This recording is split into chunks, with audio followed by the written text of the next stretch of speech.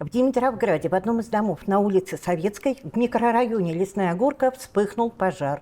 Предполагаемая причина возгорания – короткое замыкание электропроводки. В момент пожара находился дома один ребенок, 2019 года рождения, включил микроволновую печь, в результате чего произошел хлопок. Соответственно, в результате короткого замыкания электропроводки. Это все пошло с кухни, перешло на кровлю, ребенок не растерялся, эвакуировался самостоятельно по прибытии пожарного подразделения. При тушении были задействованы 3 единицы техники и 14 пожарных. Обошлось без пострадавших.